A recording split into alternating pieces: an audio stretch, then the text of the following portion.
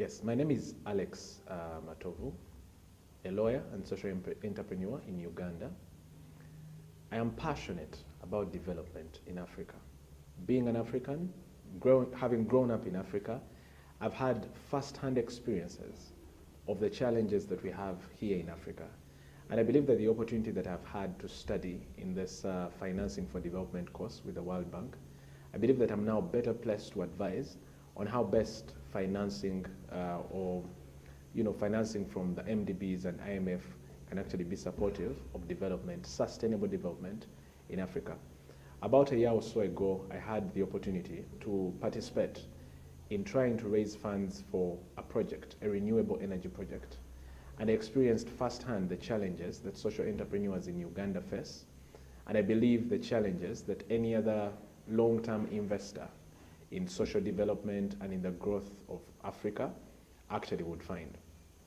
In trying to raise funds, we found the biggest challenge to be the issue of having capital to support the project for which we had raised seed capital, to bring it to the level of having feasibility studies and the preliminary levels of the project being done. We couldn't move beyond that because of lack of funding.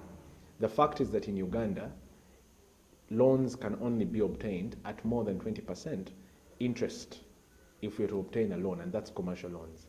When it comes to the collateral, it's usually 150% of the value of the loan itself that you'll be required to produce. Now that can be very challenging, especially for youths and young people that are passionate about seeing development in our continent.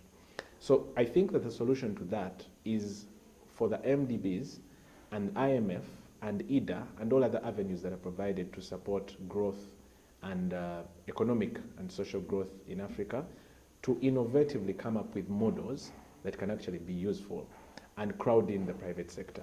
For example, the pay as you use, for example, model of using electricity would be a very good one, that people know that they are paying for electricity that they've used, even if it's from renewable energy, instead of paying upfront. That way, it is safer even for the investor.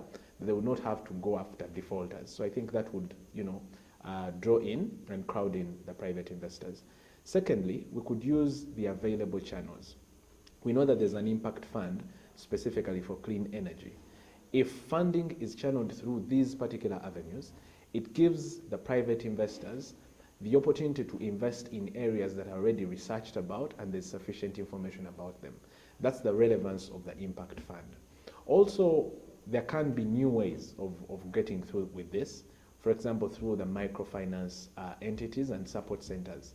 If these are equipped, if the staff are equipped about long-term funding, I believe that entrepreneurs such as myself would be able to easily access funding, subsidized loans, and grants and whatever else support that may come through. It will be a lot easier to pull off such projects, which are very much in line with the sustainable development goals of seeing that we are not only economically growing, but we also have social impact and social growth, but also ensuring that development is more climate friendly and sustainable.